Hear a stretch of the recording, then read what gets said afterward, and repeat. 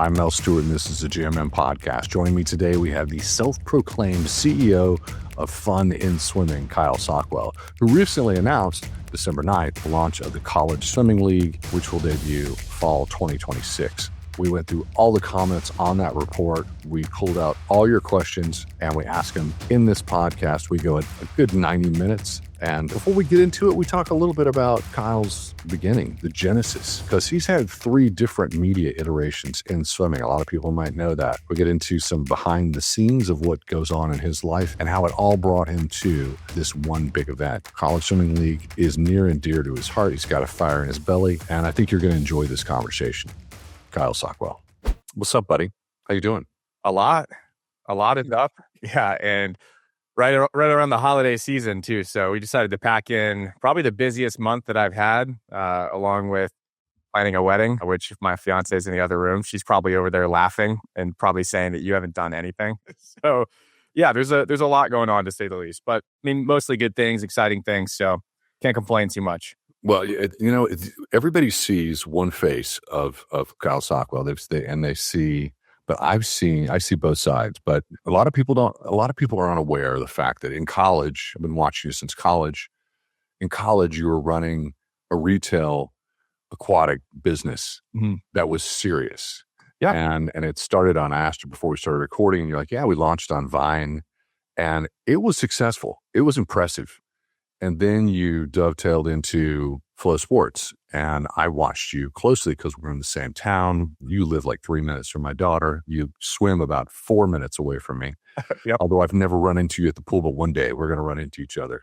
Yeah, it's kind of my fault right now. My ankle's still a little bit messed up. Maybe you'll throw me a pair of jeans and we'll race. I don't recommend it. If you're in good shape and you're in college, like, or maybe like late club, it actually is kind of a good training aid, but if you go in with dry jeans, because they don't really impact you until they start to fill up. So it kind of simulates the end of a race when you're locking up and your hips start to drop. But I mean, kids are probably listening to this either excited or pissed off that I'm saying that. But if you're a coach, I don't know. Are you like trying to protect an old man's shoulders? Yeah. Speaking from experience, my left one's not doing too good. The left side of my body is just kind of trashed right now. I have a torn labrum in my left arm that I got in college that's, still around. The shoulders are pretty loose. I blame it on baseball just because I don't want to blame it on swimming. Probably should blame it on swimming, but my left ankle's from sand volleyball. I landed and crumpled up on the front line in a pivotal moment of our intramural volleyball here in Austin, Texas, our season, and was just in the fetal position on the ground as the point finished over top of me. So we're still nursing it a little bit. You can't tell everybody that. Everyone thinks that you're in the cave just thinking of ways to save college swimming, and we need to keep that going. But I am more often than not. I am, but sometimes I'm out there injuring myself playing advanced age intramural volleyball with a bunch of my friends. Advanced age. You're only 22. Yeah, I wish my ankle would be fine if I was 22. It would have popped out right back in and wouldn't have even known. Yeah. Well, there's 2 faces. There's the face that everybody sees publicly, but that first step was swim with issues, and it was a retail company, and it was cool and it was serious. And you were an entrepreneur. You were a young entrepreneur. Then you went to Flow, and at Flow, I watched you there because we're in the same town. And then you went from Flow to the evolution and the becoming of the CEO of Fun. What people don't see is what I see in the background, and the way I engage with you and interface with you is.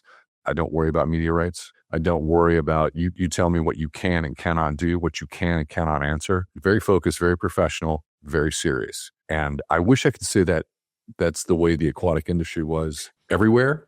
Yeah. It's not. You're an outlier. And so kudos to you. I appreciate it. I mean, I do often, I think a lot of personalities, which is kind of the way that I've defined myself over the last probably like 6 years or so. I was just mostly lost initially, trying to throw stuff at a wall and see if it stuck. And some stuff did. I think a lot of people deal with that. It's, who I am on the internet versus, who I am kind of behind the scenes. And one of the things that I'm sure that y'all experience this all the time. One of the things the main thing I think that grinds my gears the most is most people don't see the intent and the thought and the planning and the detail that goes into a lot of these things that just look like, oh, you went over there and you threw on some weird clothes and you swam. So no, I appreciate the compliment because there is a ton of effort that goes into this stuff. And especially in media and with social media now, because it's so easy and quick to pump something out there. so many people think that it's just as easy as opening the camera and then all of a sudden you did it. You made a million impressions. There is a lot more that goes into it. And the retail company in college was great. We made every mistake that you should make. So it was a great way for us to throw a bunch of stuff at the wall and throw stuff that just went through the wall and brought the whole house down. But yeah, it was myself and Zach Kent, who's gone on to work in the agency world. I think he works at like Grow Marketing now and does a great job over there. We actually met, and this is kind of a funny, brief story. We met as a result of the work that I did on Vine. Work is a funny way to phrase it. I was really just making videos that were like, isn't it terrible to swim the 200 fly? And people would be like, yeah, exactly. No. Yeah, I'm sorry. Wrong crowd for that one. He reached out to me and he was like, hey, I see the stuff that you're doing. Would you want to come like do some stuff for us and maybe create content? I was like, sure, sounds good.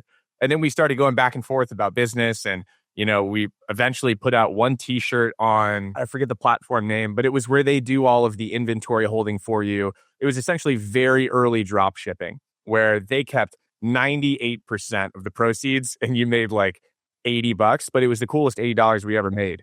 And so we put this shirt out that was our logo of like a swimmer made out of swimming words. And we put it out. And then overnight we woke up and we had sold like 340 of them. And we were like, oh my God, there could be something here. And then from there, it was, figuring out supply chain and all that stuff. And the story that I tell to kind of put a little bit of more context into the scale to which we grew to was in college, I had 3 jobs. One was swimming, and I definitely did put swimming first. Probably not the best move. Number 2 was this retail company where I would go down and do quality control at our distribution facility that was in the South Phoenix. I would do that in between practice and class. And then 3 was class, where I say class was just, can we keep Kyle eligible to swim? I mean, we did for the most part. We had some close calls, but yeah, college was mostly running that and just throwing everything I could at the wall. And I did that for like the next 4 years and some stuff stuck, but probably about 8%. I might. Then you're at Flow, which is, I would call, it's not a big company, but it is a big company in the non-traditional sports space. Dominant. They do a really great job, especially in track and field and wrestling. And I don't think that, let's just say that Flow didn't penetrate in swim. It had nothing to do with what you were doing. Like, this is what I noticed. I was like, oh, this has nothing to do with Sockwell. Sockwell's doing it right. And that was hard to witness. Yeah. When someone is, I thought you were successful, hardworking, making gains, and you weren't the problem, which I think you probably came to your own conclusion about that, which is why we have this additional iteration. And before I get into the first question, and you might not want to say this, but my impression of you is that you have this very positive, forward-facing public image, but the fire in your belly comes from anger. You're pissed that these solutions aren't being made. Yeah, I agree. And there's been moments where that's kind of come out. But I mean, the CEO of Fun thing is definitely, it comes from a place of getting to be on pool decks with club kids and coming from, a kid that swam his first race for a pack of Pokemon cards that who knows how much that probably could have been worth now. To get me to go across the pool, though, there was a pack of Pokemon cards. That was what did it. And, from that core of, where I am today, I just have that, I still have that connection to how fun this sport is at the summer league level. And then standing on a pool deck with these club kids, sometimes it's just like the light is completely gone. It's like tomorrow morning I'm showing up to practice and I am dreading seeing what's going to be on the whiteboard. And I don't know when the next time I'm going to compete is going to be. And so a lot of it is built, from that understanding of like, how can I be a resource for fun for these kids in the sport? And, it's turned into being a resource for fun, hopefully for college kids. And if you see my demographic on the back end of Instagram or YouTube, you'd be surprised. One of my main demographics is like 45 to 65. So it's a lot of those, former swimmers or a club age group college parents that I think are looking for a way to stay engaged in the sport. And the anger definitely does come from, I think, two things. The deeper that you get into the sport, the more you realize how much is missing, but you also realize how capable, especially now over the last couple of months, I've started to get really frustrated because I realize how capable we actually are. In the conversations, and I don't want to jump ahead too much, in the conversations we've had over the last couple of months in an industry that I thought would be a complete non-starter, it's really opened my eyes to, and, I'm putting myself out there. If we don't end up nailing this, then, you can come back and clip this and I'll probably like the post and comment. We're in a space where you would expect swimming to just get stonewalled right away. And we haven't run into that. We've been very diligent in making the right moves and doing the proper research to ensure that we're coming into conversations informed. But there is, to kind of tie this whole thing back, there is still, every time we see that success or we get that yes, or even not a no, it does come back to that little bit of anger where I'm like, this has been capable. Like we've been capable of doing this. It's been possible. And I just wish we had done it 5 years ago. You can do the whole, like, the best time to plant a tree is today. Second best time is tomorrow. And like, you can't really think about 5 years ago, but it's hard not to. It's hard not to in some of these conversations. You're pissed off, and it bleeds out sometimes. But it's like people don't see that grind and that time and the emotion. I hear it when we talk because we live in parallel worlds. We've all watched the trajectory of what's been going on. It's like, hey, I'm going to be promoting these meets. These are college duels. I'm going to impact attendance. It's been successful. So my question is, over this evolution of seeing this and witnessing this, at what point did the college swimming league enter your brain and you go, okay, I'm going to start chasing this? It's been in the brain the whole time. Now, I can't take credit. The idea did come from Rob Kent.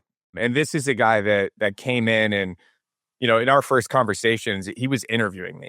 I mean, it wasn't like, oh, this is an obvious decision. He was fully ready to bail and go grab somebody else if they fit the mold a little bit better than me, which I'm sitting here. So we did make the decision together. But, this was his idea of, can we bring something like this to the sport? And so I think we were kind of operating in our own silos, but thinking the same thing. The kind of rewinding to the point that I made earlier about how I wish more people saw behind the curtain a little bit more. When the dual meet tour came about, it wasn't just like, I really want to parade around and go do this thing. It was, what is the pathway to swimming creating a regular season? What is the pathway to getting more buy-in from athletic directors?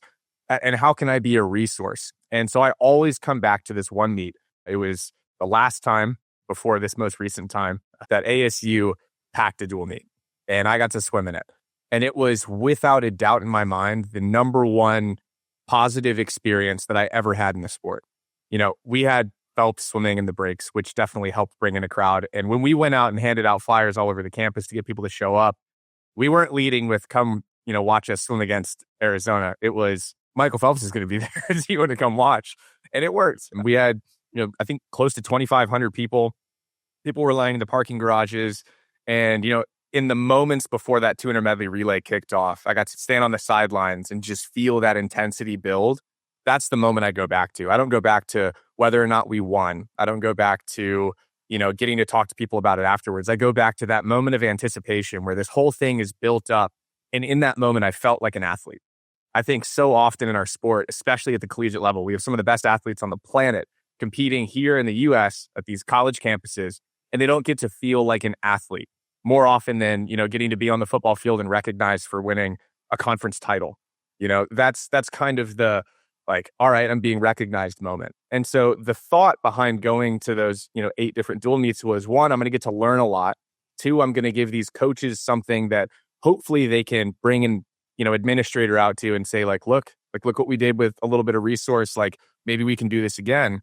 But on top of that, it was, can I provide an experience for these college kids that I always look back to and I'm so excited to get to kind of like relive mentally. So that was kind of the inception point. Was I think I have this ability to kind of direct the audience. And that's what I called the dual meet tour privately. Was it's really just a direction of focus. It's not really, we didn't do anything that crazy. We just provided some focus in a really chaotic season. And I mean, that's kind of the conversation that I'm having right now is, we were initially looking at a couple different spots in the season to try to, come in and direct our attention. And I was like, this is the part in the season to do it. It's chaotic, it's confusing, and you have a lot of coaches that are scrambling to try to figure out how to, paint a picture of interest to an administration in a very chaotic world of college sports right now. And so how can we be a resource for that? Obviously, how can we double down and triple down, hopefully, on the, the work that I've done over the last couple of years and the stuff that I've learned. But I mean, I think you're right in every point that you've made about like kind of where this came from. It really was just built on one, can we do it? And two, what is the value to the swimmers, the coaches, and potentially what value can we display to an administration? Because if those bases are covered, and I'm sure that you all operate in a really similar capacity, if you cover those bases, then it hopefully will come back to you. I mean, it's a brutal game. It's one that you don't just kind of throw out some stuff on Instagram and all of a sudden you're buying a 100-acre ranch in Austin, Texas. It's a grind, and it's one that I think can reward you, but I don't think we've built the reward systems and an ecosystem that can develop more people like me. And so that's kind of where I don't want to get too far ahead. I'm just excited right now. I'm more excited, and this is totally real. I'm more excited now than I have been over the last decade. It really feels like a moment where I'm sitting in a chair that I'm supposed to be sitting in. And so I'll stop there because I don't want to cross off too many questions before we. There's a lot of questions, and we want to get to this because people do have questions, which you might not be able to answer. Maybe we'll pull Rob in if he can. Rob Kent, just so everybody knows, Rob Kent he's an entrepreneur.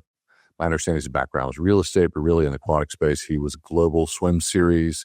He ran a professional big global swim series. I think he exited. I'm not sure. I got the answer on where he exited his business, and I don't know if I can share that, but he did exit out. But he was a general manager for Toronto Titans and in the International Swimming League. And just somebody who cares about swimming. Happy that he has partnered up with you. He's the CEO of College Swimming League. What is your title? I'm the chief operating officer. And yeah, I mean, I want to give Rob some more praise. In every step of the way so far, it has been evident that he wants this thing to succeed because he really, truly does love the sport. That was going to be my major red flag was, what position are you coming from moving into this environment? And we've got a really cool thing in college swimming that the rest of the world does see, even if they, will throw some shade at us for the measuring unit that we use pool wise. It's a cool thing. I think it's as close as we get to that team versus team. Like it's us versus you mentality outside of like the Olympics where you've got that flag on your cap. It's as close as we get. And so I think he sees that and he's done a great job so far. He's the type of leader, and I would call him a leader, that is willing to listen. He'll challenge you if you have an opinion that he might not immediately agree with, but there's been multiple times where, we've gone back and forth on things where, and this is really my litmus test for whether or not I'm going to be able to work with somebody, is if I'm willing to back down and say yes to an idea because he's convinced me of it and vice versa. And we've had multiple scenarios where that's happened both ways. So I'm excited to be working with him, flat out. And Rob's got experience. He's real. He's serious. He's also got that thing where it's, if you're doing this purely for economic reasons, it's not going to work. In swimming, there's like 50% where it's got to be just, you're doing this because if you don't, you're going to die. And so you're really in the swimming tribe. So let's just, I want to get into some politics and some questions. College Swimming Coaches Association of America is supposed to be this one nonprofit organization that's out there helping us save colleges where we see colleges getting cut over and over. I interviewed Executive Director Samantha Barney, and she was talking about changes with the NC2A, which are, a lot of people have opinions on. I'm curious, did you guys engage College Swimming Coaches Association, or were they caught by surprise? Did you work wholly on your own and just birth this? Or was it in concert with CSCAA? So it was very quickly. We reached out very quickly after coming up with this. We wanted to work with every organization that we possibly can. We wanted to be very upfront with the CSCAA, with the NCAA, with broadcasting partners, conference partners, and then obviously coaches and everybody else. But it was very quickly. So we wanted to check those boxes as fast as we could so we could start sprinting. And maybe checking boxes isn't the right terminology, but we wanted to have the conversations that we needed to have to, one, ensure that we could do this in the first place. And a lot of those conversations were important. And it's been, we keep saying in conversations like day to day, like chicken and egg. And there's been so many scenarios so far where it's like you have 2 eggs or you have 2 chickens and you're like, all right, I think we just got to convince the other one that it's an egg and just like kind of play that game. But no, we reached out really, really quickly. The meet that they put on, the dual meet challenge, I think there was a lot of learnings that came from that, just from, I don't know what the right word is, but probably from a format and overall event perspective. There were some things that, I was taking in out there and thinking, this maybe 7 dual meets is too long. Maybe, this type of scoring could be tweaked a little bit and it could work, or maybe it won't work at all. But there were some things that they did out there. One, the emphasis on scoring. The score was always up, and it was up in venue. And the moment that you hit the wall, you would turn around, and if you won that race, you would see your picture on the scoreboard, and you would also see the points affiliated with your swim right next to your name. And that's it seems so elementary, but it is such a value increase in venue and on stream. And I forget the name of the company that did that work. And so hopefully I can send it. I'll send it to you in post, and hopefully we can dub over this next thing and put it in the show notes. Put it in the show notes. It's good. You just dub over that. No, we're not going to do it. We'll put it in the show notes. We get it. You value your partners, and you value what they're bringing to the table. And a lot of things where it's, screw it, man, let's just put it on the table. I think we both were at the U.S. Open, and I've been going to the U.S. Open since the 1980s. It was one of the worst U.S. Opens I've ever attended. Yeah. I'm sitting in the stands, and there's maybe 150, 200 people in the stands, and I feel like my head's going to pop, because I know that for low cost, or almost as no cost, this could be a different event. Yeah. And it's as simple as what you're talking about. It's the little teeny details. They don't even cost you anything. It's it's so little cost. And yes, but people need to be aware that it's not happening, which is why a Kyle Sockwell exists, and with this burning desire. Let's get into a little bit of the nitty gritty, and I'm going to try to do this in stages. But the economics of this it's a big question for people. ISL is supporting in the background, and ISL's elephant in the room, because ISL, in their defense, launched Konstantin Grigorshin, energy magnet power player in the Ukraine, and they have seasons go off pretty well. Then there's pandemic, and then there's the war on Ukraine. It's like he got hit with a lot. And in addition to it, they didn't take on sponsors early on. They kept it in the business industry. They kept it clean. They kept the product clean, and they were trying to build up this product.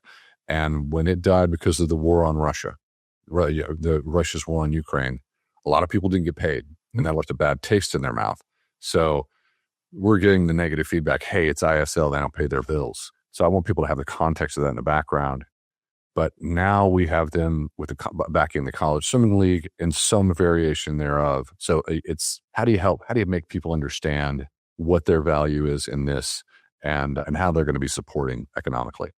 Yeah. So, I mean, it's a great question. It's totally a fair question. In regards to what they're doing and the stuff that's come out recently, I know I sent you the article. It just literally came across my desk, and hopefully that paints a little bit of a picture of, I don't know what's going on in regards to the ISL. I can't really speak to it just because I'm not actually affiliated. Rob and I own 100% of the CSL. So the CSL is Rob and I. We have full autonomy, day-to-day operations to go do whatever we want to do. And also, if we need to, raise, external funding. And I hope that we run into a scenario where we can go raise funding from elsewhere. I think the swimming community needs to understand that would be a incredible situation if we feel like we've built a good enough project or product to be able to go raise external funding outside of someone that just has a lot of money and loves swimming. If we get to that point where we have investment coming in from, just because it's top of mind in college sports, from private equity, we've built a product because private equity isn't going to invest in a college swimming product if they think that it's going to return negative 50% year over year. They come in with the intention of returning and beating the market by at least 10%. That's their reality. I need a 14% return year over year to be able to continue to, I think this is a viable endeavor. So we have full autonomy. I know that the way that it was released and some of the timing that happened on Instagram with a post that went out, I'll leave it at that, kind of messed with the release that we had worked really hard on. That's stuff that I'm so excited about, is getting to tell this story over the course of 9 months. I think it's 9 months or so until we potentially kick off in the fall. I'm excited. Rob and I need to go back and forth between the two of us. And if we want to make a decision, it's us. And so that does put a lot of the ownership on me and Rob. And if this thing doesn't work, we really can't point fingers elsewhere. And I would stand behind that. 100% clear. And that was not my impression coming in this conversation. Rob Kent, Kyle Sockwell own the College Swimming League. Yep. And ISL does not have a financial stake in the College Swimming League. They're investing and backing the organization, but Rob and I are the College Swimming League. Okay. All right. That makes sense to me. That will evolve over time. So they are going to invest, they are going to support, but you guys have autonomy. Yes. Okay. Which was the main thing that I said up front was I was like, I'm not going to enter a situation where, especially in a dynamic world where you have to move so quickly and make such aggressive, quick, finite decisions. I will not operate in a world where I have to run that up 4 different layers and go back and forth. Rob and I mean, the only layer that I have to go up is Rob. And Rob and I are in constant communication every day. He trusts me at this point. I trust him at this point. And so having that back and forth and letting that be the end of the decision in terms of how we want to spend our money. Do we want to spend an extra X amount of dollars on production? Is it worth it in year one? My goal with this whole thing, my number one KPI is, do we operate in year 2? Do we operate in year 3? Do we operate in year 4? Because if we do the things right in year 1, we should be able to operate in year 2. If we decide that, we want, I don't even know what the right thing to bring up would be, but if we want to bring in like Dwayne "The Rock" Johnson and have him race John Cena and it costs $2 million and we don't operate in year 2, then sure, throw that on me. That's a terrible decision. We are absolutely steadfast in ensuring that we put on the best product possible that could place us on linear or get the attention of linear. But at the same time, not overspending just to say that we check the box of getting on ESPN2. I would rather get on ESPN2 in year 3 than blow all of our money buying linear time and throwing a incredible product that we can't sustain in year 1 on ESPN2. So we're trying to run lean, but put on a great show is really what I just repeat in my head over and over. So 100% autonomy, you and Rob Kent. Yep. A lot of people had the financial question, and what I heard in that answer was, we're a startup. Yeah. And we are in the fundraising world. Yeah. This is not like, hey, I'm going to the top tier aquatic brands and maybe some non-endemic brands like Coca-Cola and saying, hey, be the Coca-Cola College Swimming League. You're looking at private equity. And yeah, I mean, I think there's a world where we could have both. If we land a Coca-Cola sponsorship, I'd be pretty fired up. That would mean we put on a pretty good product, or they believe in the product that we're putting on. And I mean, that's the number one thing that we're working on so diligently is, what does this event look like? And what does the collection of events look like? And why would a Coca-Cola be interested in vetting that and saying, yeah, we'll put some financing behind it? Because the whole economic problem of something like this, which we're comparing to, I don't know if you're familiar with the Maui Invitational or the Indy Classic in basketball, or college baseball does this all the time, where they invite 8 teams into one location and they have all these games, and they kind of collectively create this little ecosystem that still paints the whole picture of the season, and it still plays into that. And one of the main things that I think we've noticed over the course of these conversations is, like, most of it is like, thank God. It feels like we're finally at the table, and the frustration comes from like, oh, they were waiting for us to come in and put together a product that is comparable to the Maui Invitation or the Indy Classic or whatever it might be, where, everything just makes sense. And then we tuck it in the fall part of the season where it's normally chaotic, and you have all these meets, and do they have meaning outside of just, can we put 1,200 people in the stands? We did that, but great. The storytelling is this wide. If you can expand that out and make it a 2-month endeavor, there's a chance that somebody like a Coca-Cola or a Capital One or somebody could come in and say, this is an interesting product. You're starting to talk or speak our language. You're in our world now. Let's see what we could do together. And like I mentioned, if that happens, then I'll be over the moon. But right now, I mean, a Southwest is probably not going to come in and look at a deck for a swimming league that has never existed and say, here's $5 million or whatever it might be. That'd be cool. But if more of a year 2, year 3, we've seen something really cool and we want to throw some money behind it and be involved. 99% of what I do is in sales. Yeah. So I know the people in this industry and I know how they sell. And some of these events you're mentioning, I know how they're sold and why they're sold. Sometimes people have vacation homes in Hawaii, and that has a lot to do with why they support an event. But oftentimes companies have an enormous budget and they just look at something. And here's a good example. Phillips 66. We had the Phillips 66 sponsorship at USA Swimming. We did because they had a Phillips 66 in the 70s. Their kids swam. You just don't know where that's going to come from, but you still have to earn it. Yeah. You still have to do it. And so what I'm hearing from you is, we are focused on creating a great product. This is like, here's the product, here's the platform, here's the series. Let's get that right so that we can get to year 2 and manage our money correctly. Yeah. Financially, I think ISO got into some danger with this. They made big promises to athletes. They spent enormous coin per event. They did high-end productions. In the release, you talk about universities, athletes, stakeholders having an interest. Is this private? How does that work? Because that's concerned me a little bit, because it's like, whoa, don't ever promise. How do you see that in your world? We want to promise what we can deliver in year 1. And the number one thing that we want to deliver is a low-cost opportunity or zero-cost opportunity for programs to be able to go and compete. Right now, it costs money. When you look at the economics of what it costs to take a program, load them up on a plane, fly them somewhere, and have them compete, even in a dual meet for a night or two, I think it would leave some jaws on the floor. And then when you start to loop in the understanding that we've done that for a long time and not suited, and wherever you are on the suit debate, when you talk about the amount of money that a program is spending to go somewhere and compete in non-elite attire, it's really difficult to understand like why we would do that. And so if we can come in and deliver a product that could potentially put a lot of eyeballs on school logos, I keep coming back to the main, I think, moment that stuck with me at the dual meet tour was when I watched Luca Orlando break the NCAA record in the 200 butterfly. And so the reason that I've carried that with me is one of our non-negotiables was, and even if it means that we have to move in a different way, is these times need to count for NCAA qualification. Because if we bring in some awesome production and we put on a show, we've seen time and time again that athletes step up and perform.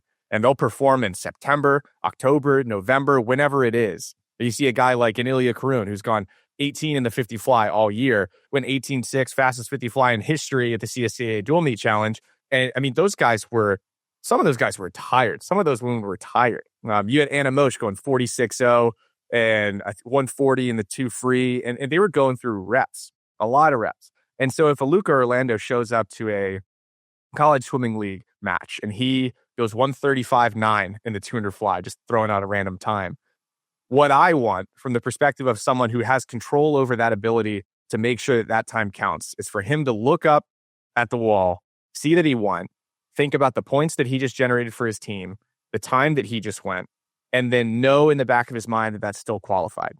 Because the last thing I want is him to hit the wall, look up, see the points, and then go, I really wish that counted. So, I mean, that's kind of going back to our previous conversation about talking to the CSCA and talking to the NCAA and just making sure that we're checking all the right boxes to make sure that this is as close to an in-season tournament, a Maui Invitational, a Indy Classic that we can possibly create, where these are very similar to the properties that we've had in dual meets in November or October, where you have these meets and, we can put up a big crowd and people swim fast. But at the same time, we're checking the boxes that we can check to ensure that these count, and then telling a longer story that could pique the interest of a linear distribution network or, some of those big sponsors. So, yeah. So what I'm hearing is NC2A compliant. You said early on behind the scenes, and you're saying it here now. It's that, you guys are NC2A is on board.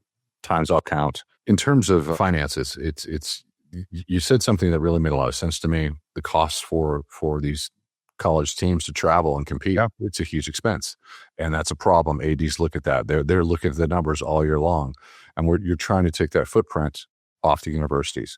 This is something the College Swimming League can do. That sounds like a big lift. It's how can we lower a program's overhead, give them an opportunity to compete, and then also put their brand that their ADs. I mean, that's a KPI for an athletic director. Can we put that brand on linear? Can we pump out ratings in the, 200, 300,000 range and say, have a coach be able to go back to an AD and say, this thing that we participated in lowered our overhead. We swam fast, but at the same time, look how many people saw our school logo. And that's the thing that gets me really excited about going to these coaches initially and saying, hey, do you want to be a part of this thing? Even if it doesn't work out for that specific coach, we're giving a coach the opportunity to go into an athletic director's office and speak their language and say, hey, we're thinking about the things that you're thinking about. This is, hey, we want to lower our overhead. This is an interesting opportunity where we get to swim in a little bit of a different format, be innovative, but also there's a chance that we put our logo out there and I don't know, maybe we can host an event and we can, even just saying those things to an athletic director, they're going to sit forward in their chair a little bit. Going to an athletic director year after year and just being able to say, hey, we went 23% best times. They're going to nod their head and say, good job, as opposed to, all right, are you thinking at all about revenue opportunities in any way, shape, or form? And revenue is a word that we throw around all the time, but it's deeper than that. It's more, are you thinking the way that we think with every other sport? Because if you look at volleyball, those volleyball coaches now are going in there and they're having very real conversations. I mean, just down the road from both of us, Texas is investing a ton of money in women's volleyball, and they've done a great job. They've adjusted, they've adapted. They haven't had to adapt as much as I think we would have to. But the scoring was a huge part of that. I always say a sport has a high ceiling if you can talk like a caveman and describe it to its core principle, which volleyball is ball hit floor point for team. Like, that's it. If the ball hits the floor, like that's all you really need to understand. And then the intricacies of that and why a ball hitting the floor outside of the line who does that count for? Easy to kind of add that layer on top. If someone touches it and it goes out behind them, how does that? Well, ball hit floor, other team gets the point because it went off you can go into those layers. In swimming, typically, you walk into a venue, and I always say that our entire scoreboard is batting averages. It's like walking into a baseball game and the score isn't up there. It's just everybody's batting average and the pitcher's ERA. But that's it. Our main data point is layer number 4, I think, for a fan. And that's where you start to get frustrated. It's just so obvious. And teams have done a good job with dual meets. Texas has done a great job. They've been prioritizing the score. The CSCA has done a great job with what they did in venue and telling that story to a fan of, if I'm sitting here and I see this score and I go to the bathroom and come back, I want that immediate context to know what happened while I was gone. You don't have that at a regular dual meet. I didn't even know the score when I was competing. I need you to caveman swimming for me. Touch wall, more points, and that's where more of the frustration comes in. Because it is so simple, but we take that simplicity and we complicate it we put so many layers of complication onto it so that when I was talking about Texas, their quad meet, their initial quad meet that they put on, it was a 3-event series when you really think about it. The marquee event was that Friday night, but they had a session in the morning. They had a session on Saturday morning. I was in Tennessee actually watching Luca Orlando break the NCAA record, but I had a few friends that didn't know swimming that I kind of asked to go to the meet and watch it for me. Every single one of them left saying something very similar to the effect of, that was really cool. But I was like, here we go. I don't understand the fact that when I left, I asked people who won and they couldn't tell me. Yeah. What that leaves in a fan, right? Truly, actually, that is a fan, right? Because it's not like the diehard fan. That would be what a fan would be. What we've done there is we've made them question their time investment into the sport. If you have to ask a question in a sporting event, you've lost the fan. Yeah, it's over. Game over. All right. We know from the press release that NC State and Ohio State have to be in. There's 12 top tier universities. At what point can you release the other 10? Are you going to do it slowly? How are you going to manage this? I have my ideas, right? And I think I've gotten Rob to agree. So hopefully he's watching this and he's like, fine. We have to respect the privacy that these universities have requested. We went into it hoping that we'd be able to announce it right away. It makes sense that some of these schools are like, no, we want to go all the way through the process, all the way to the end, and ensure that everything is locked down, every detail, and then you can, say that we're involved. I will say, to the credit of these coaches, we've had 1,000% buy-in from the coaches that we've talked to. We put together this elaborate pitch where Rob and I were going to explain all these different things and tell them all these things that, we were going to do. Obviously, we don't want to overpromise. Most of the conversations were cut off at like 25%. And in the early ones, Rob and I were like, is it cool if we finish the pitch? Because we kind of want to practice it a little bit before we go to these next schools. But every single coach we talked to, they were so ready. I think a lot of these coaches, all these coaches, they see into their programs and athletic departments in the sport at a deeper level than any of us could. They see the books. They see what they're spending money on. They're in the conversations with athletic directors where they have all these sports, at the table and they're all talking. And swimming sometimes probably feels like the black sheep in the group where everyone's talking about ticketing and revenues and, getting on ESPN2 and doing all these things that all these sports do.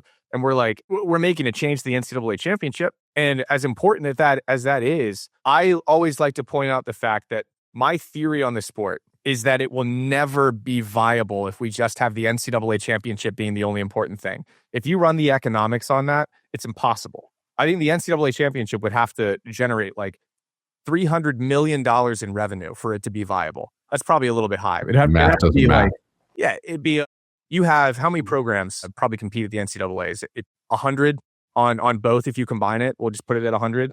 If you want each of those programs to generate $1 million, you need to pull 250 million in revenue for that revenue sharing to go back to the programs. The math just doesn't add up. But when you kind of break it out into, let's create a season, and you can say, hey, you could have home meets that could potentially, secure you some kind of media deal at some point in the future. Obviously, it's all hypothetical until we actually do it. We're trying to do it. It doesn't work. The math doesn't math. And so I just want to give credit to these coaches because they've been so bought in so quickly, and they've been diligent in a period of time where it's difficult for a college swimming and diving coach to get any sort of time from an athletic director when everything is football.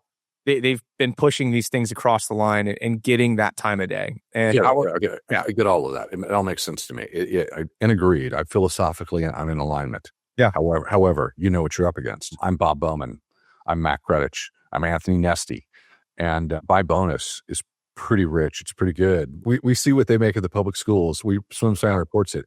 So I'm going to participate in the college swimming league, and how's that going to impact my conference and NC2A bonuses? And a lot of people want me to ask the question, what are we going to do to the swimmers in terms of preparation for these year-end meets? And I think that matters. Yeah. People want to pop off and go fast, but I'm looking at it. I always look at it from an economic standpoint. These coaches get paid for performing at conference and NC2As. Yep.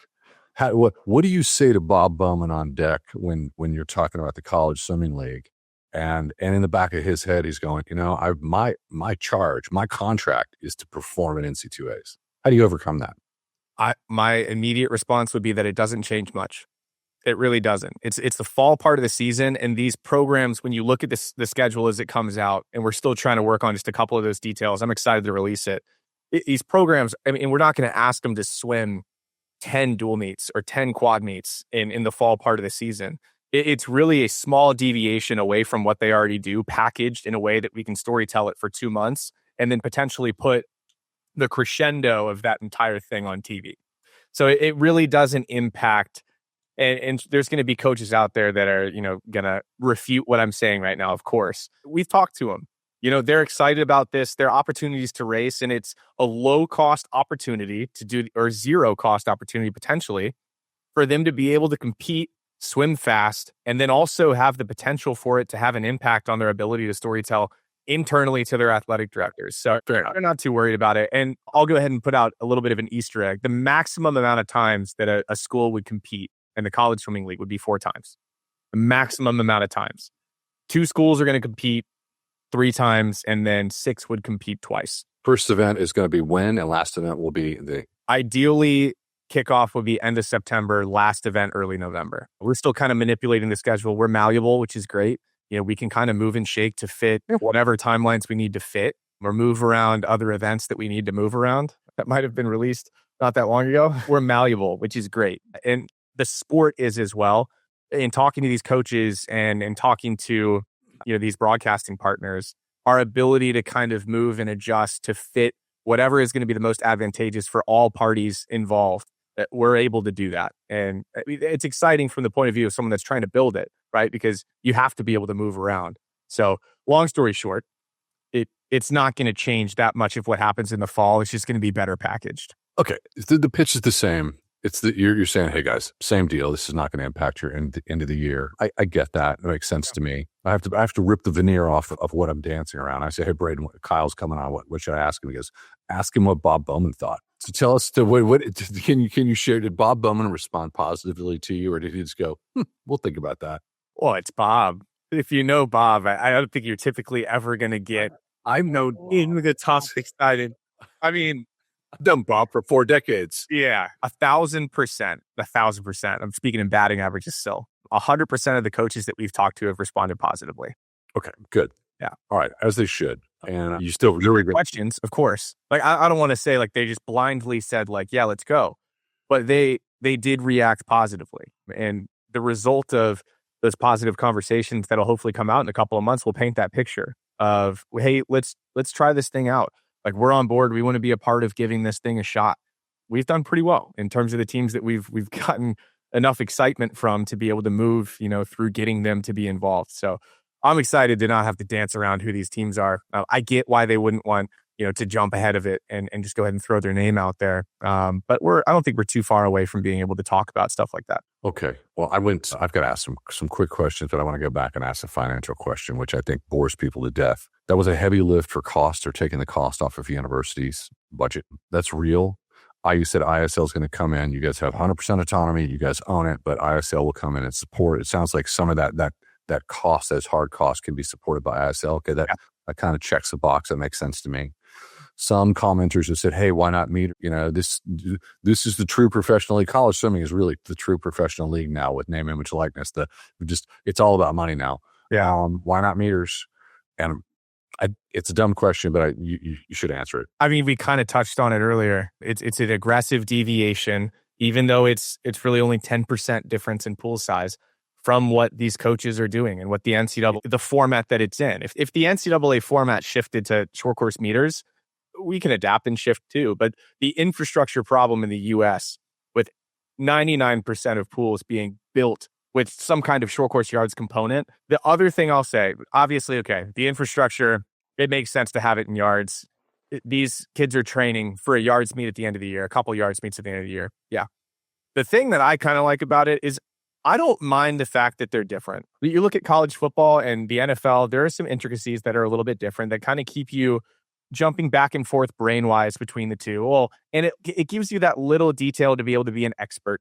I don't think that a casual fan should be wondering what the difference is between a 17-9 or a 17-8 that Crooks went in the 50 short course yards and a 19-9 that he went in short course meters. I want them to look up there and see that he's won and he's contributed to, a title of some kind. And then if they want to dig deeper into it, they can fire that off into ChatGPT and say, why is he a little bit faster in this one than that one? And ChatGPT can say, well, they swim in yards versus meters. But long story short, we can't deviate too much because we have existing assets that are massive and they're not going to change. Yeah. And also I think those comments, we had to do that because we're SwimSwam and we're getting comments from Australia and across Europe. I hear it. Yeah, I hear it. We've got to throw them some red meat. I don't think it's totally off base either though. Like I get that they operate within the meters world. We operate within the yards world. And if you don't want to watch because of that, that's fine. I wish you would. Well, they trolled Gretchen Walsh forever, saying that she could never swim beyond the fishbowl. And yeah, that one didn't work. No, it didn't work. I love the fishbowl. I think the fishbowl's great. No, it's dynamic. Yeah. But it's on us to be able to produce a very dynamic and chaotic product because it is. I like that we have an arena and it's small and you can kind of bounce back and forth off the walls. But really, most of the ownership on being able to distribute that to an audience and have it make sense is on us to be able to put on a quality production that tracks these. You got guys that are going 17 and a 50 free and 60% of it is underwater. It's not easy to put on and create that context without jumping back and forth camera angles and stuff too much. I get it. I get that that's difficult. And that's why a lot of people don't like watching short course because they say, it's too much underwater. It's too much underwater. I think it's dynamic. I think it's chaotic. I think it keeps you engaged. And if I had to pick one, this is going to be a bit of a hot button, I think, thing to say. But if I had to pick between short course and long course swimming as the only thing that I would be able to watch for the rest of my life, I would pick short course. Okay, fair enough. I think a lot of people would say that too. I do wish that we were meters like the rest of the world. I do like the idea that when you make things a lot easier and you pop off, there'd be so many world records. So many world records, and the NC2A is basically an international competition. All right, so let me move on. Relationship with ISL, you've provided as much information as you can about that. In terms of coaches and questions about them, we recently ran a report, and the report was that somebody hadn't been paid $50,000. But of course, we get emails in the background and phone calls, and people are angry. There's a lot of emotion around that. Yeah. Is this something that, how are you going to manage that? I guess you're going to be managing that with just by this one-to-one relationships and coaches and assuring them on who you are and what you're doing. Yeah, that's it. I'll pray. You answered the question. I thought it was done. It's a good question, and the thing that we have to do is we have to kind of play ball. If we're we're not dealing just with head coaches, I think is what's important to understand here. If and when we announce these 12 teams, if they say yes, they've said yes. And they've said yes under the negotiating terms that they've decided to say yes to. If these schools want it this way or that way or whatever it might be, to an extent, as a new league coming in here and we're providing some value, they also have their leg to stand on, right? Where they can say, hey, we'll do it, but we're going to do it this way. And to a degree, we're able to kind of shift and adjust. But the way that I would answer that is, if and when these coaches and administrations and schools do agree to this, we will have agreed to terms that make sense. And I get to pull the levers. Rob gets to pull the levers. We get to make those decisions. So if you watch a college swimming league event and you think that, we should have had a fifth commentator on deck and we don't, there is a reason that we don't have a fifth commentator on deck or a fourth commentator on deck. It's because we want to run this thing and we want to run it from a longevity perspective. I'm always thinking about year two. What can year two look like? One, we have to put on a quality show in year one. That's the bottom line. If we don't put on a quality show in year one, who's going to watch it in year two? That's really as far as that needs to go. But also on top of that, have we put on a quality show within our means and within reason? I'm looking at a lot of these line items that I'm trying to put together for, long down the road, like what the production for this could look like. And I'm looking at some stuff and I'm going, I don't think that makes sense. Or I'm thinking, can we combine these and save some money here so we can put that into, that event? I'm looking. Yeah, you're not coming in green either. Because no. Flo was a streamer and you had all your experience with Flow Sports, and Flo did a whole lot with 2 cameras. Oh yeah. And it was dynamic and it was interesting. With just a few cameras, you could have very, very lean, and you can put on a lean professional product in swimming. I 100% believe it. And it moved. It was dynamic. Okay, so that gives me some understanding. So people out there, you worked at Flow. We talked about you working at Flow. Flow did some really interesting things. It was the production, but yeah, okay, that's making sense to me. It's not gonna be easy. It's not gonna be easy. I'm not under the. I don't want to give off the perception that I think this is just going to be a walk in the park. It's been a difficult 2 months, and running this in any sort of reasonable capacity and putting on a quality product that an ESPN or a CBS or whoever it might be is going to be interested in saying, yeah, we could throw that on linear, is going to be really, really difficult. It'd be way easier if I said, I can light $10 million on fire and put on a great show, but is that going to generate the ratings that we would need to do it sustainably? I don't think so. So it's really, I think the main job, the main KPI for us is, can we put on a quality show that is within reason in terms of finances? We're not going to run a 2-camera setup. I can tell you that right now. We're going to put on a good show. And I want it to be a good show in venue and online. I'm pretty good at the in venue part. I understand that a lot. I've had conversations with a ton of people that are way smarter than me. And we're going to bring in people that are going to do a better job doing that at the level that we need to do it at than I could. But hopefully I can consult from the perspective of a fan that would say, I don't think doing this is really going to add much value to me. Actually, I think adding a 6th camera could make it harder to watch. That's a real thing that I've thought. Should we add a 9th camera so that during the 50 freestyle, we can cut the camera 9 times? I've read comments and I agree. It's difficult to watch the sport when you cut the camera 7 times in a 16-second race. So I think that right there should encapsulate the way that I'm thinking about broadcasting and Rob's thinking about broadcasting. It's, do we really need all these additives, and do they even elevate the product? So hopefully we can put on a great show for low cost and elevate the entire product across the sport. Because if I see product elevating across the sport, then I'll know that we've done a good job. You mentioned earlier where we sort of talking about production, you're talking about linear, you're talking about picked up ESPN, CBS. Okay, we got every option's on the table. You talked about the championship meet, the season-ending meet being on television. I know you want all of it on. I know you want it all done. The reality is, knowing this business, is that most say, yeah, we'll pick you up, but there is no rights agreement. The rights agreement is is extraordinarily low or zero cost, and they go, "Oh, we'll give you some half-hour commercials, and you can go sell them." I don't think I don't know how deep in the weeds you are with this, Yeah. but it's like I don't think that getting to being linear is gonna. I don't think that's gonna be a high bar. I hope not. The conversations that we've had have been pretty positive.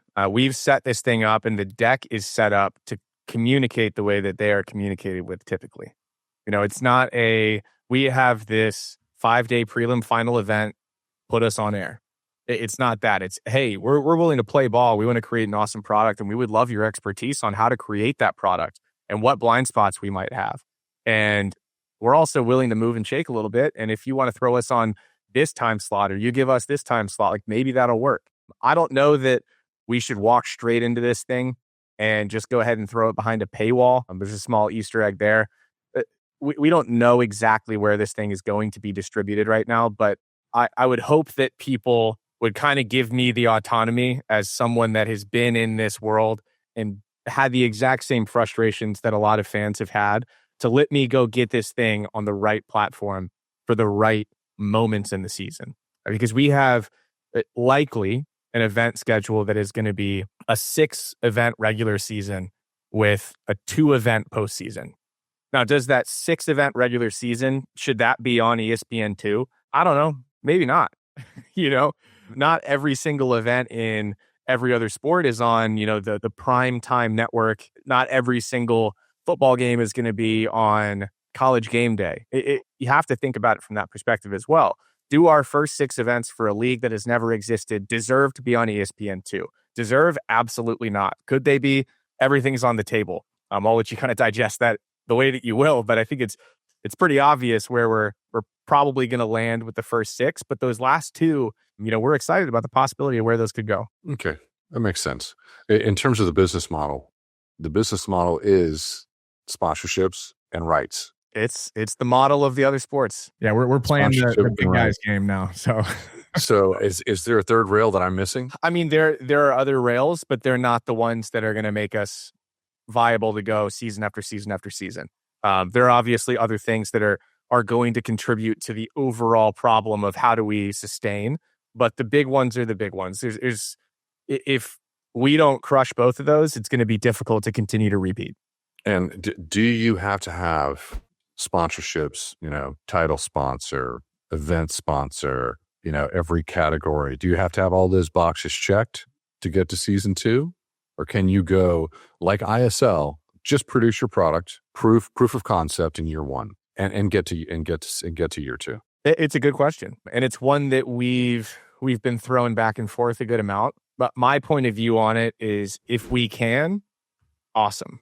If not, then let's put on a good enough show that, we can start having those conversations immediately after season 2, and then go ahead and lock down deals going into season 2 that are going to help us continue to operate. I would love to lock deals down in season 1. I think our sport's awesome. I think if we package it properly, we can put on an incredible show. It could be a high bar. It absolutely could be a high bar to convince these big brands to throw money at something that has never existed. It's not an easy thing to do. But at the same time, I think if we put on a good enough product, we could absolutely get runway to go for a second season. Is that the way that I want to operate? No. I'd rather put on a great enough show and tell the story well enough in the lead up to season 1 to secure some people that want to come on board and help see this thing be successful. Is that bar too high? I think we'll find out over the next couple of months. But hopefully on Instagram, you see something come across and it's our logo and then another logo. And then you can say, all right, yeah, they convince people that this is going to be the real thing. And then, it comes back onto us. Like, all right, we have to deliver now. It's a lot of pressure. This is probably the most pressure I've felt in my professional career so far. And I think that's what has me so excited to sit in this chair and be on Zoom calls from 9 a.m. to 7 p.m., which I did the other day. It was I talk a lot. I understand that people are probably nodding their heads at the camera right now, but I mean, that was a day where I sat down, I felt refreshed after what was almost 10 hours of calls and just trying to move this thing forward and push this boulder up the hill, which is exactly what we're doing. We want to get the biggest boulder that we can to the top of the hill and just push it off and watch it roll. Format. You talked a little bit about, NCAA qualifications there. Yep. You're going to go short course yards. You're going to go with the existing assets as they are. But skins, super skins. How deep in the weeds you want to get here? We can get deep in the weeds. I think as long as we preface it with we're still kind of manipulating. The way that TV works is they're going to give you potential windows. And the thing that we want to do is we don't want to build a product that fits a 4-hour window and then have TV come in and give us an opportunity and have us go, all right, how do we get this thing down to 2 hours? That's the last thing we want to do. We want to create a product that fits into the right window so that if an opportunity presents itself, we can say yes right away. Does that mean that we're going to have athletes swimming at these events and have their 4th or 5th swim be just as fast as their 4th swim would be on the 3rd day at NCAA's? Probably not. But also, this is a different product. And we have athletes that are swimming 3 or 4 times in dual meets and going fast the entire dual meet. Now, those are probably a little bit longer of a product, but at the same time, we're building this for TV and for excitement. And so not only for TV, but we're building it for wide distribution and entertainment is really the product that we're trying to build. And I will say, as someone who initially was a skins hater, I did not think it, I thought it was gimmicky. I thought it was too much of a departure from what so stupid, from what swimming should be. We put on, so I went to Huntington, West Virginia, Marshall University. They swam against West Virginia and they did all 4 strokes of skins. We put 4 on one half of the pool and 4 on the other. They wore different caps, which is another thing. We're trying to check boxes of like, how can we make viewership easier on the viewer? Well, wear caps that are easy to differentiate. And if you don't wear the right cap, then you get DQ'd. Sorry. Play ball. In this instance, though, we had 4 on each side and we had people getting knocked out. And that was one of those where the fan, it's so easy to watch for a fan. If someone swam in heat 1 and they didn't swim in heat 2, then it's back to caveman. Didn't swim fast enough. Gone. And then you go down to the last 2. When I was in Huntington, West Virginia, we had 250, 350 people in the stands. It was one of the loudest environments I've ever heard in this sport. And I've been on a ton of pool decks. And it was during the skins event. I felt it in my chest. And in that moment, I think I kind of finally put to bed the fact that, it's gimmicky and is too much of a departure from swimming. No, it's cool. And thinking about what this could look like at the college swimming league level product, I cannot wait to get to, and I'll probably have a lot of jobs to be doing on deck, but I want to be able to just sit there as a fan and watch those skins races go down and just listen to the anticipation build in that venue. With that being said, we're not going over the top gimmicky. It's not going to be like a massive departure away from what swimming is. It's just a deviation towards what entertainment would have an appetite for, I think, is the right way to put it. We're breaking it up a little bit more. Skins are in there. Medley relays are in there. Here's the thing. You're not going to tell me you're still in the lab. Yeah. You're not going to tell me you're still in the lab. At a certain point, that will be made public. Personally, I would like to see you calling races. I think you should be calling races. You're the COO of this thing. I understand you're going to be wearing a lot of hats. Is it possible that we're going to be seeing you calling races? That's probably the most difficult question that I've been wrestling with. I've wanted to be in the play-by-play seat at 15 events a year for the last 6 or 7 years. Oh no. Yeah. That was tough. 6 or 7. Somebody will grab that and run with it. But that's the length of the career that I've had in play-by-play. And it's such an exciting and fun chair to be in for someone that understands the sport, but also understands the production side of it, to be able to orchestrate and kind of set my color partner up to be able to go, right? If they're going, then I've done a good job kind of teeing things up and taking the pressure of the production off of them. That's what you should want to do for a color commentator, is take the pressure off of them so they can forget they're wearing a headset.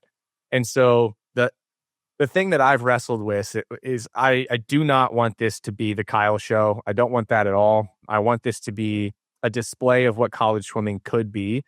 And while I do see the advantage of me being in a commentary seat, I also see the disadvantage of what would look like me putting myself in a commentary seat, and the optics of that are just, they're not great. The answer there, I don't know. If we find somebody that... Conversely, people might be disappointed if you aren't. I would personally be disappointed if you weren't calling races. I know I've heard you call races. You're damn great at it, and I like that seat for you.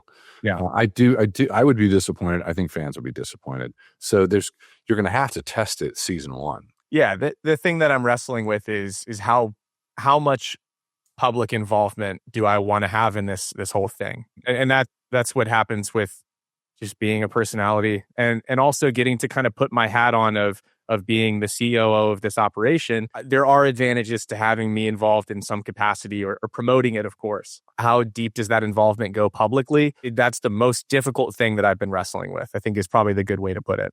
If you do the work on the front end, there's not going to be a lot of work to do during the event unless you're assigned to it. This is an army going to war. It's a machine.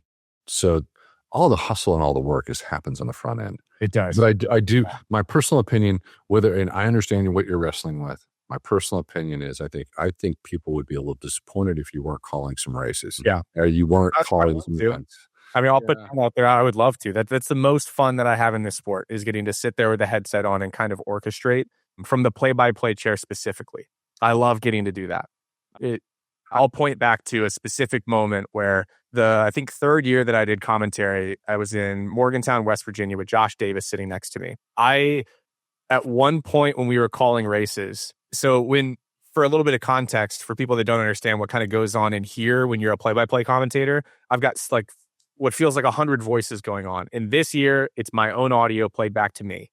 On top of that, it's my color commentator played back to me. And this year, it's our production truck and then also sometimes a production assistant. So I've got a lot of voices. You've also got the noise from the pool and all these different things going on. When you know that you're in a flow state is when you forget that you're wearing a headset. And it's happened a couple times. For the first time that it ever happened to me where I was caught off guard when my headset opened again and someone said something was when Josh and I were in such a flow state, just having a conversation that I really like disassociated and forgot that I was there. And I got like spooked when my production guy jumped into my headset and just made a comment about something that we said. And so knowing that I could hopefully be able to provide that for whoever our, color commentator might be for some of these events, I do see the value. It's just, and maybe it's dumb that I'm wrestling with me being over involved in that capacity. It's just one that I haven't really, I think, thought through enough. I hear both sides of the coin, is Kyle putting himself into a commentary seat? And also should he be there? I don't know. It's tough. All right. We talked about that a lot, but you should do it. And the reason why is the cost is lower to the overall organization. Yeah. And your fans will be a little bit disappointed. Mel Stewart would be disappointed. I've done commentary for network and for NC2As and, conference. I've done them all. I did everything in the 90s and in the 2000s. Just an FYI, when you do it for network, it is very different than doing it for cable or for, they are so professional. It's like they slide up next to you and go, one more time, or do this, or here's a stat right in the pocket. They're so good. It's a 60-year-old producer who's been doing it for 40 years. They're so good. Yeah. But I think that, all right, we've talked that to death. But you're right. You're right. I want to give a shout out to the Big 12 team. The team that they put on to do stuff out there it is a high quality production. Yeah. And it's that. The first year, a very brief story. The first year that I did commentary, the first year that I said yes, I got a call from a former colleague at Flow Sports. And they were like, hey, the Big 12 needs somebody to do commentary for the Big 12 championships. Do you think you can do it? And I was just like, yes. The first day of commentary was the most overwhelmed I've ever been in my entire life. I went back home and had the worst migraine ever. I was so in over my head because they bring a truck out there, a full production truck. They've got 4 cameras. I've got people in my ears.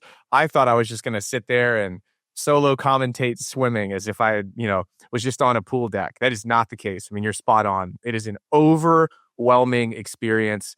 And more often than not, you've also got guys from the conference that are sending texts to your production team or, whoever's on site from the conference and saying, hey, like, I really wish we would talk about things in this way. And then now you've got that in your head where you're starting to, you're not just in a flow state. You're thinking, I got to talk a little bit more like this or a little bit more like that because that's what, production needs or the distribution partner needs or wants. It's an intense experience. And I got to give a shout out to, the guys that do like a Mike Tirico. having been in that seat and watching that guy do what he does, it's like watching Phelps swim a 200 fly. I mean, it's just like knowing how chaotic that environment is and his ability to just make you forget that he even has anyone talking to him or there's anyone around him in the room. He's without question my favorite guy to watch. He's just so good at what he does. I'm going to say something that traditionally in Olympic sports, non-traditional sports, we've always had the former Olympic medalists do this. But when we've had the opportunity, the rare opportunity when it's been somebody else, it's better. It is. I feel like we need the someone calling the what, and we need that analyst calling the why. And I think that bringing in a guest who has one or is I think bringing in 3 or 4 different people, maybe into that conversation, but when it's appropriate. But yes, when it's not been someone with medals, they've typically knocked it out of the park, and fans love it. I don't have medals, I can tell you that much. Well, it's usually but it is someone like yourself. So all right. So we're hoping that in those conversations, I'll be able to have a little bit of ownership over who gets to sit in that seat. Okay. That is such a massive part of the project. Is who is going to have their voice on the stream? Who's telling our story? Yeah, how much work are they going to put into understanding the context that they need to relay to an audience? There's a lot that goes into it. Those are the decisions that are going to be monumental. We're sitting here talking to each other like, the truth is the network or whoever streams it, where if it's on, whatever it's on, they're going to have a whole lot to say. They're going to have a whole lot to determine who's in that seat. Which would be a good problem to have. If they're coming on and they're saying, all right, we want this, we want that, then at least we're far enough down the road that they've said that this product seems like something that we want to be involved in. And they're going to, if they say, well, we'll do this, but we're bringing in our team, they're going to pay for it. If they say we're going to bring in our team, we're going to bring in, whatever Olympic medalist, that's probably what's going to happen. But we will see. And maybe we see me in that seat so we can save some costs. So we'll just put it out there. If I'm sitting in the chair, it's not because I wanted to put myself there and pay myself the money that we would have given to someone else. I'm not going to be paid extra to go sit in the chair and commentate on my own project. That will not happen. I can guarantee you that. No, that's right. It's a cost savings. All right.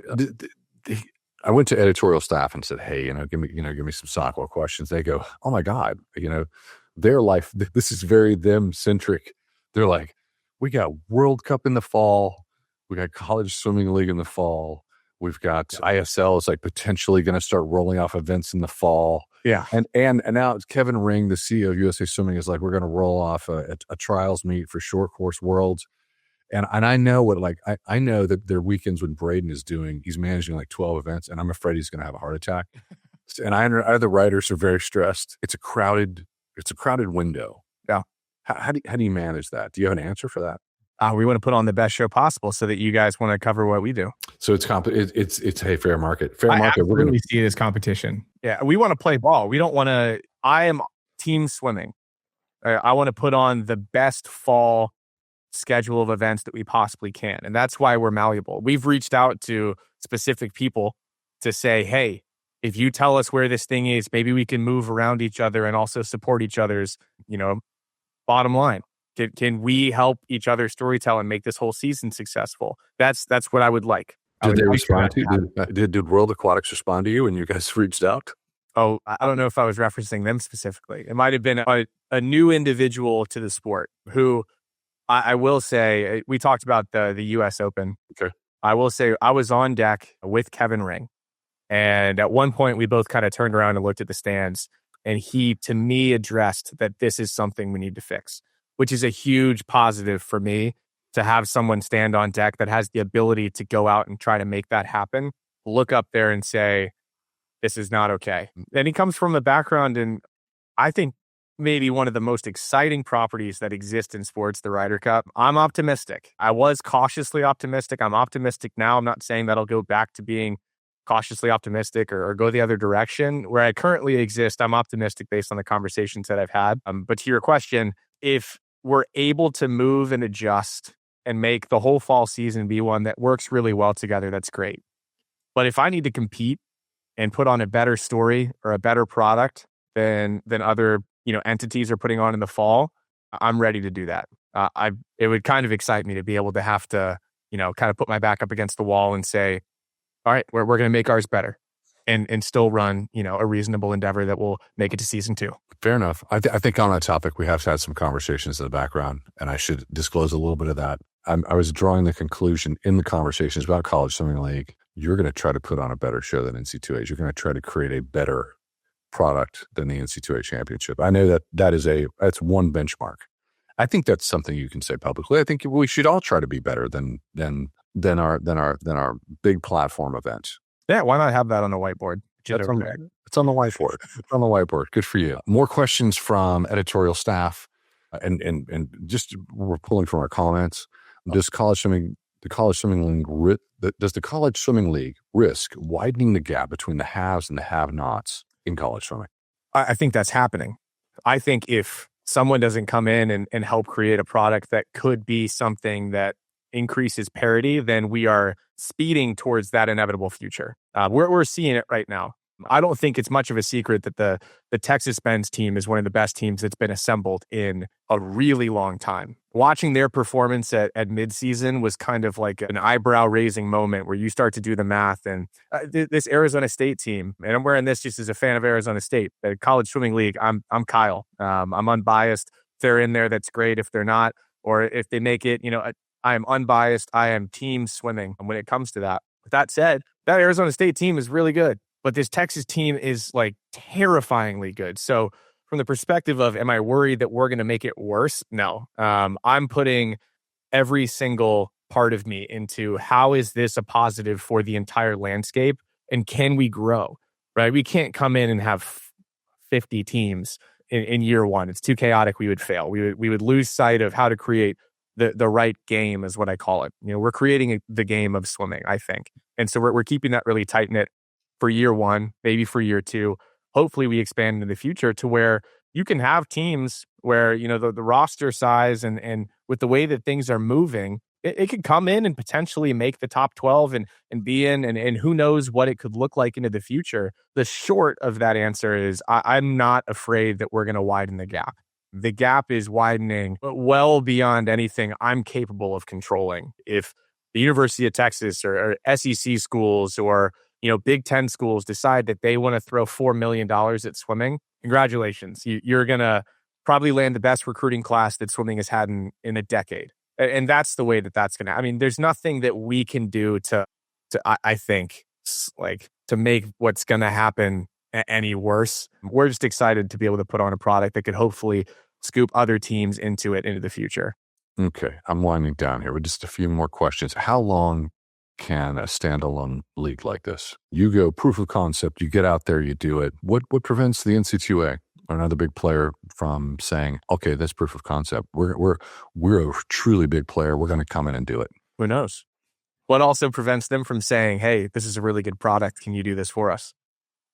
I think my response to that would be the collegiate landscape is shifting so unbelievably fast. I don't know what 2 years from now is going to look like. Hopefully we've put on a good enough show that people want to stick behind what we've put on. And hopefully we've put on a good enough show that the NCAA wants to really get behind it.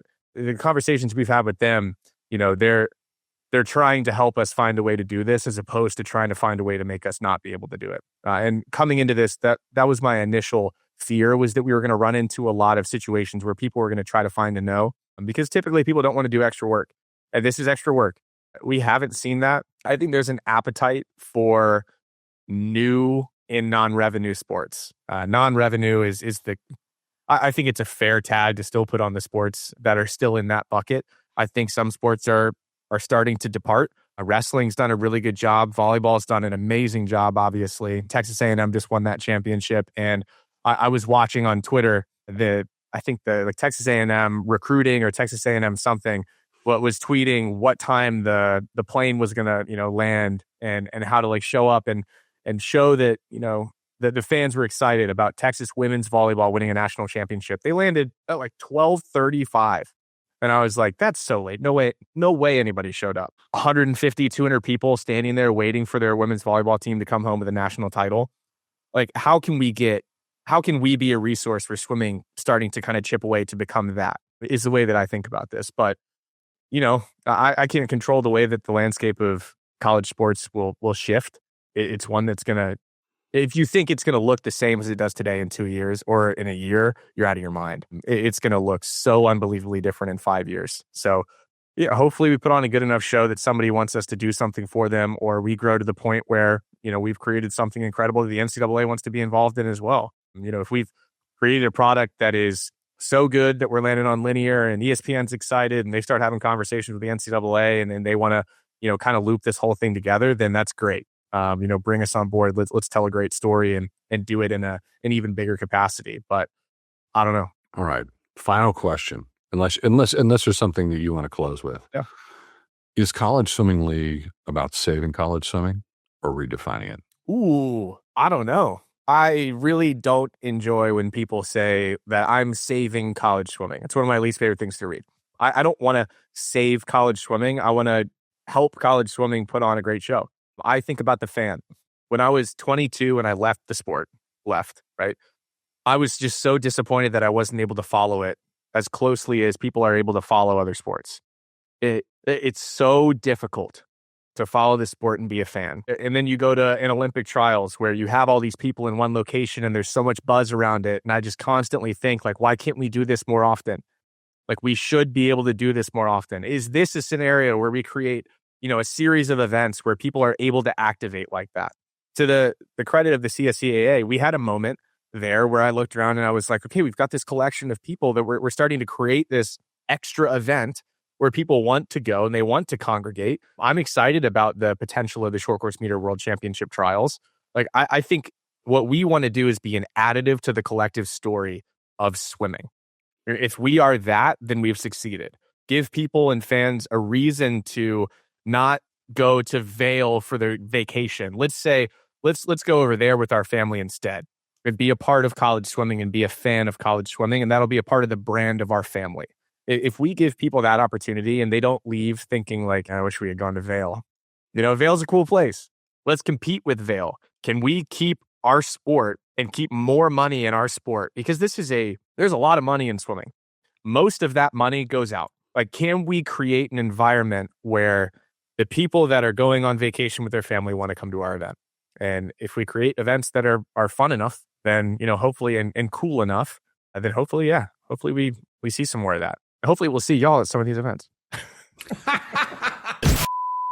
Kyle Sockwell, do you agree to appear on the Swim Sound podcast? Any verbal yes or no? Yes. Yes. Do you do that? Do you do that with your interviews? I mean, I haven't done an interview in a long time. I don't know. Should I? You should always get the release. Just get the release. Yeah, it's a good point. Just say, hey, my attorney will shoot me if I don't do this. Yeah. Good point. Already learning. We're live in 3, 2, 1.